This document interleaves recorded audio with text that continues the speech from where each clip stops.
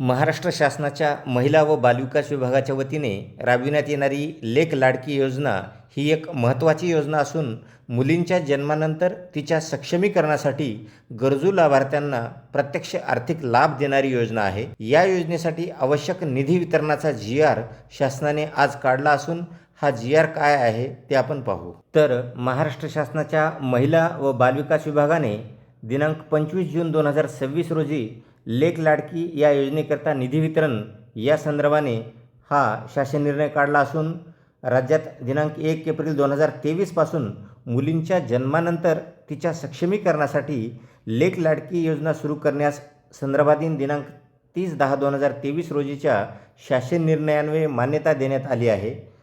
लेक लाडकी योजनेअंतर्गत आयुक्तालय स्तरावर नियुक्त करण्यात आलेल्या मनुष्यबळाच्या मानधनाकरिता तसेच लाभार्थ्यांना लाभ अदा करण्याकरिता सन 2026-27 या आर्थिक वर्षामध्ये पुढील विवरणपत्रातील रकाना क्रमांक 1 मधील प्रधान लेखाशीर्ष उपशीर्ष उद्दिष्टामध्ये रकाना क्रमांक 2 मध्ये नमूद अर्थसंकल्पीय तरतुदीमधून रकाना क्रमांक 3 मध्ये दर्शविल्यानुसार एकूण 18,10,00,000 रुपये एवढा निधी आयुक्त एकात्मिक बालविकास सेवा योजना यांना वितरित व खर्च करण्यास शासन मान्यता देण्यात येत आहे।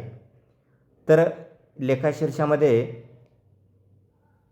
सहाय्यक अनुदाने वेतनेतर या अंतर्गत 18 कोटी रुपयाचा हा निधी वितरणास शासनाने या शासन निर्णयाद्वारे मान्यता दिलेली आहे।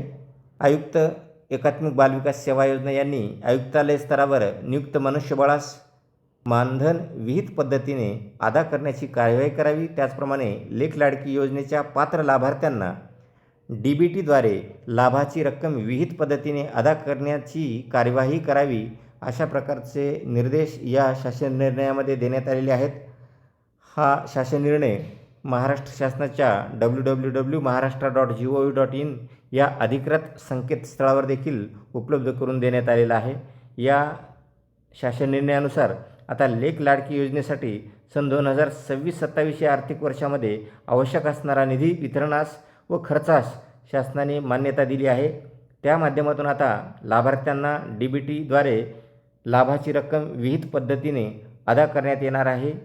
ही माहिती आवडली असेल तर व्हिडिओला लाईक करा। अशाच प्रकारच्या अद्ययावत माहितीसाठी चॅनलला सबस्क्राईब करा।